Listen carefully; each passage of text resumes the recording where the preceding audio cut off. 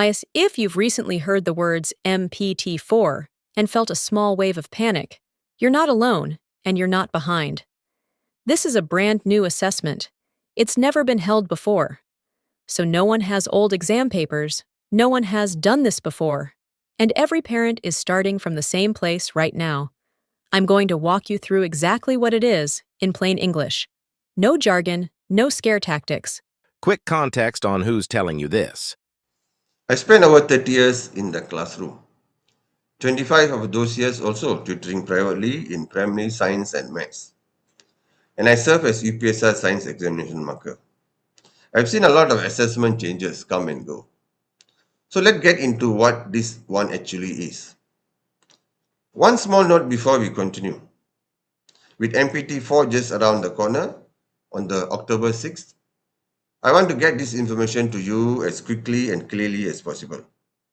So for this video, you will be hearing a voiceover rather than my own recorded voice. Simply so I can put together more of this for you in a short time we have. The experience and the information behind it are still entirely mine. Just delivered a little differently for now. Thank you. MPT4 stands for Matrix Pembelajaran. Tahun 4, the Year for Learning Matrix. It's a new assessment introduced by the Ministry of Education, and it's run centrally by the Malaysian Examination Board, the same board that's historically run exams like UPSR. It covers 4 subjects: Bahasa Melayu, English, mathematics, and science.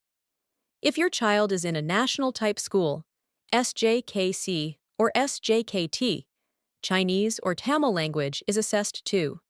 Here's the most important thing to understand before anything else. This is a diagnostic tool.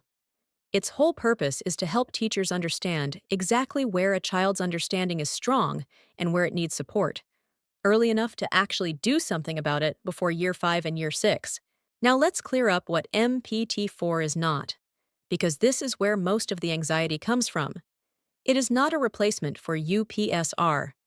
UPSR-style high-stakes exams still exist separately. MPT4 doesn't change that.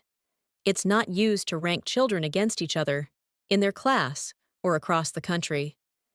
And it's not used for entry into special schools. That uses a completely separate system called PKSK. The Education Ministry has actually gone out of its way to say this directly to parents. This is not meant to be another exam to stress over. It's meant to be a tool that helps your child's teacher help your child. MPT4 runs over 3 days, October 6th to 8th, 2026.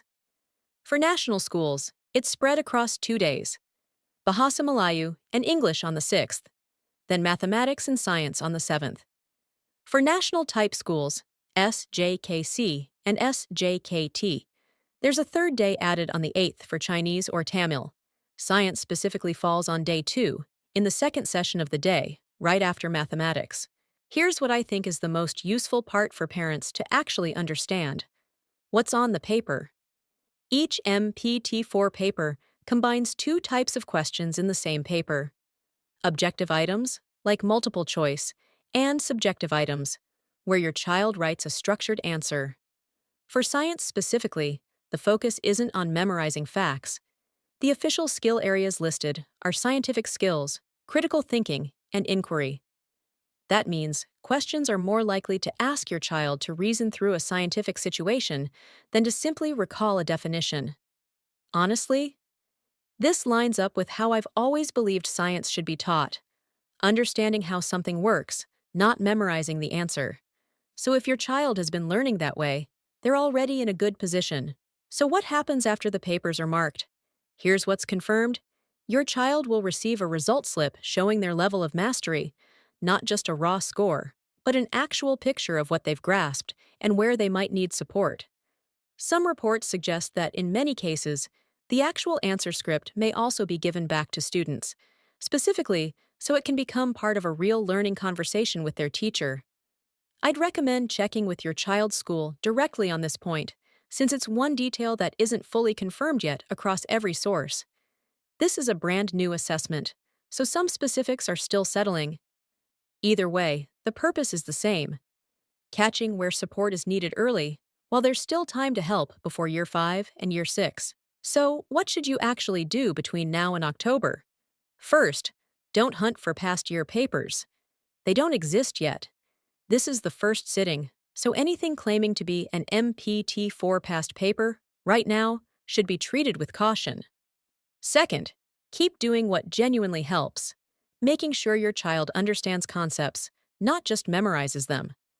That's the actual skill this assessment is built to measure. Third, if you want a calm, steady way to work through the KSSR science topics together, that's exactly what this channel is here for. I'll be covering the specific topics likely to come up in the lead up to October. So, what should you actually do between now and October? MPT4 is new, and new always feels bigger than it is. But at its core, it's a tool built to help your child, not to stress them out. And now you know exactly what it is, when it happens, and what it's actually looking for. If this helped, subscribe. I'll be walking through more of this together as October gets closer.